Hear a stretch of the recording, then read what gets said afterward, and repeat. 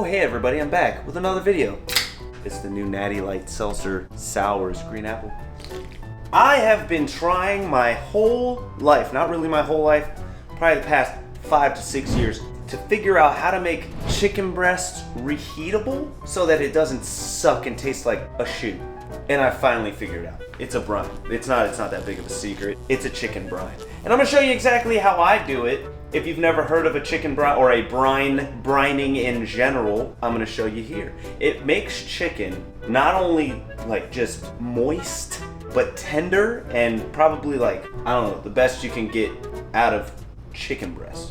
Because we know when you reheat it, and this is for meal prep normally, and you gotta microwave it, and then it's real tough and it hurts your teeth and it's trash. This is how you do it without it being trash and how to make it the best tasting thing possible. All you need is a little bit of time and a thermometer, because that's important. But let's get into what we need for this. First off, obviously boneless, skinless chicken breasts. Boom, this is about 5 pounds. This is gonna be mine for the entire week. And yes, it lasts the entire week, brined, and it's perfect. Some peppercorns. I don't know how much this is. It's like a handful. I got some oregano because it was in my cupboard, and now I have it. I got about 4 bay leaves.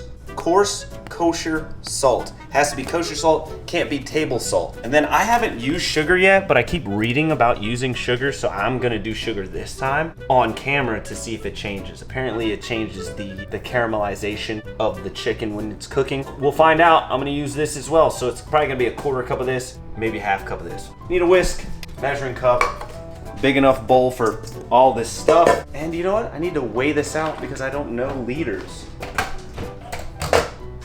You're gonna need 1 liter of water, 1/2 cup of salt, 1/4 cup of sugar. And you want the water to be warm. You don't want it to be super hot because then you're gonna weirdly cook your chicken. You don't want that. So I got my trusty scale here set to milliliters, and then this fancy doohickey, and I'm gonna do one of these. And I'm gonna wait for it to get to 1 liter, which is 1,000 milliliters, if you will. And yeah, that's good enough. We're gonna take our kosher salt first. Measure this out, 1/2 cup. And I'm gonna start whisking this. You want it to be dissolved, that's why we're using warm water. And then while this is happening, I'm also gonna take what seems to be a 1/4 cup of sugar. Yeah, it seems about right. We're just gonna whisk this until it's pretty much fully dissolved. It's pretty much see-through. I can see the bottom. Next up, we're gonna start throwing our random things in here. I'm gonna throw my peppercorn in there, a little oregano, some of the bay leaves, bow. Now that we got that, all you gotta do is rest them in your nice brine. It's real easy. That's the thing about this, is it's a secret that people sometimes know. No one does it, and then they complain about chicken breasts. I bet you I can fit all of these in here. They're all in the brine. Let me wash my hands. So that's pretty much all you have to do to make a chicken brine. It's really simple. You don't even need to use the oregano or the peppercorns. It's really just salt and water. So I know you're asking yourself, what the hell is a brine? A brine, let me explain to you the science behind this. You have a bowl of salt water, and what happens when you cook a chicken breast normally, or meat in general, is when the heat hits the muscle contracts, and when it contracts, it expels the water from that muscle, which is why it gets dry. The more you cook it, like if you were to reheat it in a microwave, that's more water being pulled out of the muscle. What a brine does is the salt water actually breaks apart the muscle fibers. It makes it so they can't contract anymore. When they can't contract anymore, it holds the water as it's cooking. So these chicken breasts are going to, when I put them on the grill, or you know, if you bake them in the oven, the muscle can't contract, so it keeps the water in the muscle. That's it. Breaks it down, makes it tender forever. Tender forever. So, it's been about 6 hours. If you could take a look at our chicken, you can see it hasn't changed at all. It's not going to look any different, but it is different. It has changed. What we do now is we want to dry them off because our seasoning is not going to stick to it if it's all wet.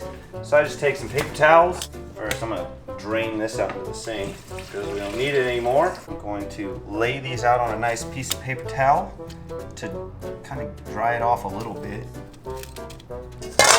Now, I'm gonna take another thing of paper towels and I'm just gonna try and just dry them off enough just so my seasoning can stick to it. If not, it's just gonna roll right off. And then we season them up. And this is where you can season them up however your heart desires. It doesn't matter. I'm gonna use what I'm gonna use, which is Pork Perfect pork rub because it's in my pantry and it tastes good. Montreal steak seasoning, also because it's in my pantry. It works. This is basic stuff. Just season your chicken how you would season it. Normally, a nice, I don't know, barbecue chipotle smell. We're gonna throw it on the smoker for, I'm assuming, like maybe an hour and a half, I assume. We're going downstairs. We're going downstairs. We're going to the pit boss. Let's go. We're outside at my pit boss, the smoker. This is what I use. I got her set at 300 degrees. We're rocking some applewood pellets by Pit Boss. Normally I do hickory, but they were out of hickory, so now I'm trying applewood. Whatever. Applewood up to no good. I'm gonna throw these on here. So let's say you're not me or Joe Rogan and you don't have a pellet grill. I would suggest getting one. But let's say that you don't have a pellet grill and you just got a regular oven. That's fine. It's no big deal because the chicken's gonna be cooked regardless. The only important thing is this. This is a probe thermometer. For this thing, it sticks right in. It tells me exactly what the temperature is. You just need a meat thermometer because you need to know the internal temperature of the chicken. The reason is not because of health standards. Like the regular health standards for chicken, they say it needs to be at 165. I disagree. We're gonna stop it at 150, and it's for a specific reason. Everything will be fine, and I'll explain it later. But that's what we gotta do. So I'm gonna take the biggest chicken breast here, the biggest one, and I'm gonna put this probe in it because if that one's done, then all of them are done. And I'm gonna stick it about right in the middle. There we go. Move this one over. Now. And I'm gonna smoke these until it reaches an internal temperature of 150. So we're out here sitting at 157. It's a little higher than I wanted it to be, but whatever. All right, and we've been out here for almost an hour, I'd say. Got our smoked chicken breasts, and I think it's time to take them off of here. So here we go. Our chicken is done, our brined, beautiful chicken. I could have put the smoker down to about 250 instead of 300. I felt like it was done a lot faster than it should have been, but whatever. I'm gonna check one out. Right through the center, let's see. Look at that. God dang. You see that juice coming out of there? I know that they're fresh off the grill, but you know what I'm saying? That's some juicy chicken right there. And this is the thing about brining them, right? Look at this. You know, it's so soft. It's just falling apart pretty much. Let me do one of these bad boys. Come on. No other way to eat chicken breast. Chicken breast is trash if you do it like the peasant way, where you just kind of cook it. This way, it tastes amazing every time. And the magic of it, it's not just gonna taste good right now. It's like tomorrow when you heat it up in the microwave at work for lunch, like I'm gonna do, it's gonna taste exactly the same. This is the magic right here. Before anybody loses their mind, I know chicken is supposed to be at 165.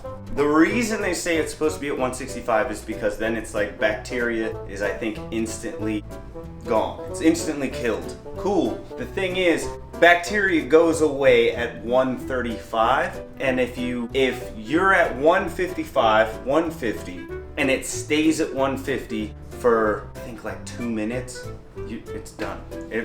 And obviously it's gonna stay at that temperature for 2 minutes. It'll be fine. You're good. The reason I do that is because I don't want it to be overcooked. And at 165, to me, it's overcooked. It's already cooked at 135, so you have 135 to 165. 165 is like, it's well done chicken. Perfect chicken is 150. Well done would be 165. It's too much. It's real chewy and This is what chicken looks like at 135. I want to say 135. It's completely cooked. But they have to tell you for restaurants so that the restaurants don't get in any trouble. You'll be fine. So just believe me, it's the best temperature. This is the best way. Double check. Let me double check here. So tender. It's stupid. Doesn't even make any sense. That's it. That's the video. This is how you should make chicken breasts. Try this out, give it a shot. Let me know how it turns out. See if you can taste the difference. It might reignite the love for chicken breast. But anyway, thanks for watching. Like, share, subscribe. I appreciate everybody. We're on the road to 10,000 subs. Thank you. Bye.